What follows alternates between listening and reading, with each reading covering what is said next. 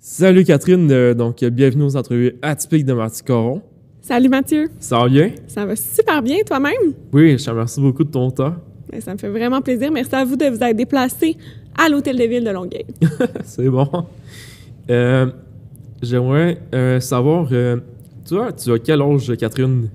Moi, j'ai 31 ans. Oui? Oui. Ok, c'est bon. Est-ce que tu es prête à passer aux questions loufoques? Je suis tout à fait prête. Ok, c'est bon. Bien, bienvenue aux entrevues atypiques.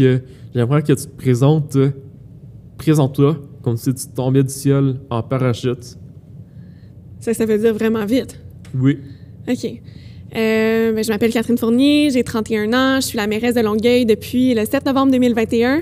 J'ai étudié en économie et en sciences politiques à l'Université de Montréal. Par la suite, j'ai été élue députée de Marie-Victorin à l'Assemblée nationale du Québec quand j'avais 24 ans. Et depuis justement 2 ans maintenant, j'exerce la fonction de mairesse de Longueuil. On dirait que tu tombais même pas du ciel. C'est vrai, d'un peu plus haut, d'un peu plus bas, je sais pas. Non, ouais, mais on est toujours sur Terre, fait qu'inquiète-toi pas. Ah, OK, good. Tant mieux. Est-ce que tu as un talent caché, à part de dire ton âge, qui est impoli de demander? Est-ce que j'ai un talent caché? Oui. Je dirais que j'ai vraiment je sais pas si c'est tant caché, mais tu sais, j'ai vraiment une bonne mémoire. Là, comme, je me souviens, genre, des dates de fête de toutes mes amies du primaire et du secondaire. Est-ce que tu veux tourner dans moi dans 10 ans? Ouais, mais là, c'est quoi ta date de fête? Si tu m'as dit, c'est ça, je m'en souviens. 99, 1er juillet. 1er juillet 1999? Ouais, c'est facile à retenir. C'est le Vraiment facile, en plus. C'est sûr, je vais m'en souvenir. Mais c'est-tu parce que quand tu étais jeune, au primaire, tu t'habituais que tes camarades de classe chantaient Bonne fête aux autres, fait que c'est comme ça que tu t'es habitué à souvenir? Peut-être que c'est ça, ou juste j'ai vraiment une bonne mémoire, puis j'ose croire que cool. Je me préoccupe des gens, fait que je trouve que la date de fête, c'est quelque chose de le fun à se rappeler. C'est cool. J'ai même pas besoin de Facebook pour m'en faire des rappels. Puis tu appelles les gens pour leur sauter? Ben, j'avoue que je les appelle pas nécessairement, mais je leur écris un message. C'est parfait. Ouais. On n'aime pas trop parler au téléphone. Hein. Ouais, hein, on dirait que c'est moins notre époque. Ouais, c'est ça. Moi aussi, je suis plus texto. Ouais. Mais moi, je suis plus vraie vie, mais c'est pas grave. Non, mais c'est vrai. Mais si j'avais la personne devant moi, c'est autre chose. Mais comme appeler, j'avoue que j'ai moins le réflexe. Ouais. C'est plus la génération de nos boomers, de parents. Ben non, mais c'est parce que même moi, j'ai tout le temps mon téléphone sur silence. Fait que moi, quand les gens m'appellent, je réponds pas. Fait que j'ai pas plus nécessairement le réflexe d'appeler les autres. Je te comprends. Ouais.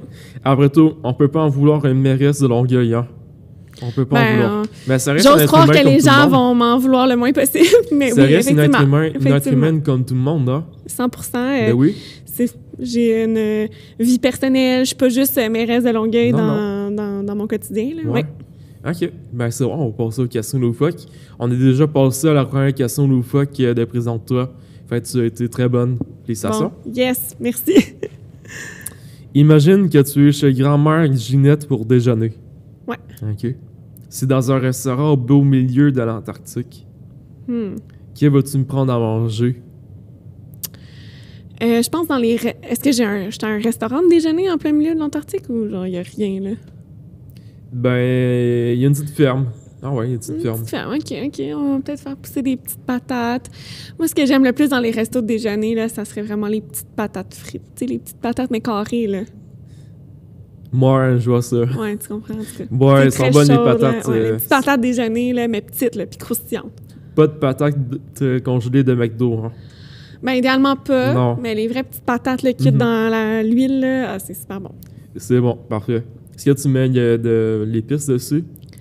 Ben, du sel. Ouais. Mais sinon, j'aime quand même la sauce épicée, mais peut-être pas pour déjeuner. Là. Le matin, ça serait juste sel. À la limite, un petit peu de la moutarde?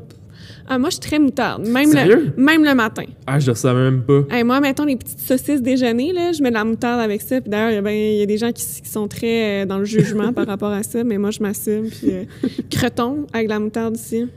Je suis vraiment dans cette équipe-là.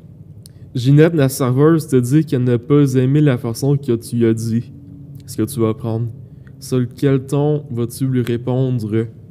Ben, c'est sûr que je m'excuserais vraiment si elle n'a pas aimé le ton avec lequel j'ai fait ma demande de petites patates. Parce que clairement que c'est pas dans ma personnalité de vouloir brusquer qui que ce soit. Donc, si par mégarde, j'ai eu un ton inapproprié, c'est certain que je m'excuserais parce que c'est clairement pas mon intention. C'est bien répondu. Bravo. Il y a un avion en forme de tortue géante qui vient atterrir. OK? En beau, il y a un milieu d'Antarctique devant un restaurant. On te propose d'aller dans 2 choix de destination pour des vacances de rêve. Que choisirais-tu entre aller combattre des zombies à Paris et finir de manger, et finir par être mangé, ou bien escalader le mont Everest et finir gelé? Mais là, j'hésite, hein, parce qu'au moins combattre des zombies, t'as comme un pouvoir, sauf qu'en même temps, tu sais que tu vas finir par être dévoré. Fait que ça doit pas être très, très agréable. Puis je suis déjà allée à Paris. Fait que, tu sais, peut-être que tant qu'à faire, j'irais au Mont Everest. Au moins, il y aurait des belles vues en chemin, puis au moins, t'as pas trop peur juste à temps de mourir gelé. Quoique le froid, moi, je suis vraiment pas une très grande fan du froid. Ça c'est le côté négatif, mais... Je pense pour le paysage, je vais prendre le Mont Everest. T'es-tu quelqu'un de très frileuse dans la vie? Ouais, quand même. J'aime pas... j'aime quand même l'hiver, mais il faut que je sois bien habillée, puis j'ai froid facilement. OK. C'est-tu normal qu'on va te voir à la télé avec 2 gros manteaux? 2 gros manteaux, je pense pas, mais par contre, j'ai investi récemment dans un bon manteau d'hiver pour question d'avoir pas trop froid puis d'apprécier davantage cette saison qui est magnifique, en fait, qu'on est chanceux d'avoir. Ouais, vraiment. Au moment de revenir à la vie, OK, après être morte gelée, heureusement. On te propose d'être premier ministre. Quelle province du Canada choisiras-tu? Ben là, c'est évident que ça serait le Québec.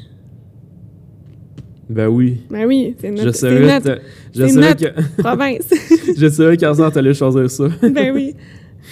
Valérie t'appelle, elle part en vacances. Tu dois gérer Montréal et Longueuil en même temps.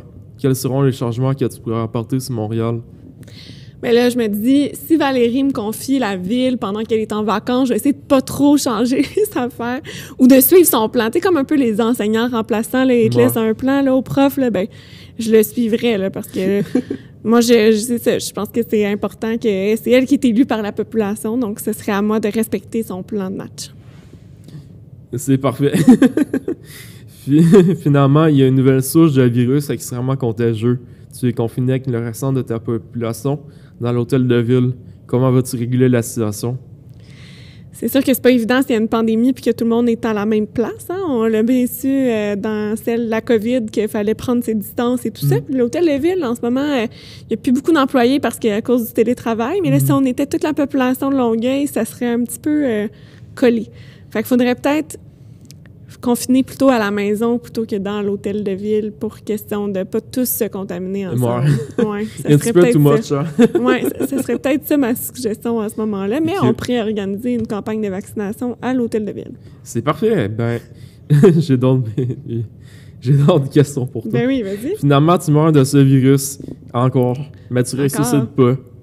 Quelle image aimerais-tu laisser de toi après ce virus? L'image que j'aimerais laisser de moi, ben comme étant quelqu'un qui a réussi à changer les choses positivement pour la société, qui a été une élue, qui a été accessible, qui a contribué à améliorer la confiance de la population à l'égard de la politique, qui a donné le goût à des gens de s'impliquer dans la société, dans leur communauté. Je dirais que c'est à peu près ça. C'est cool. Qu'est-ce que tu as laissé par manque de temps, Catherine? Qu'est-ce que j'ai laissé dans ma vie par manque de temps? Oui, par manque de temps.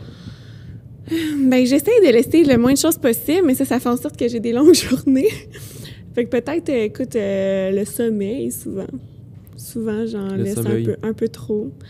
Là, je suis meilleure maintenant pour gérer mon temps, mais tu sais, c'est sûr que quand j'ai commencé en politique, peut-être que je mettais trop de côté certaines choses importantes pour moi, comme mes amis, ma famille. Là, maintenant, j'essaie d'équilibrer mieux les choses, mais c'est sûr que c'est jamais parfait. Puis c'est un équilibre toujours à rechercher.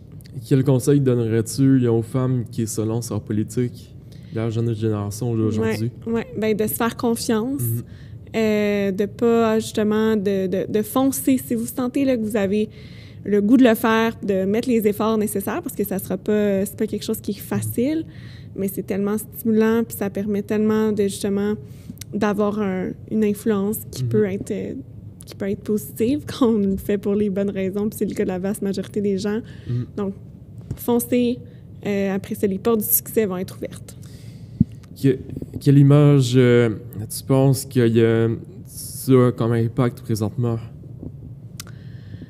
Ben, il y a certains enjeux que effectivement j'essaie de faire avancer. Tu sais, beaucoup, tu sais, le changement climatique, le logement, c'est vraiment mes chevaux de bataille principaux. Aussi, justement, de façon générale, comme j'en parlais tout à l'heure, de la confiance avec la population, donc d'avoir ce lien-là de proximité aussi.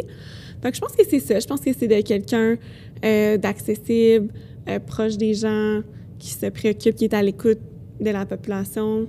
Je pense que je suis quelqu'un aussi qui explique bien les enjeux.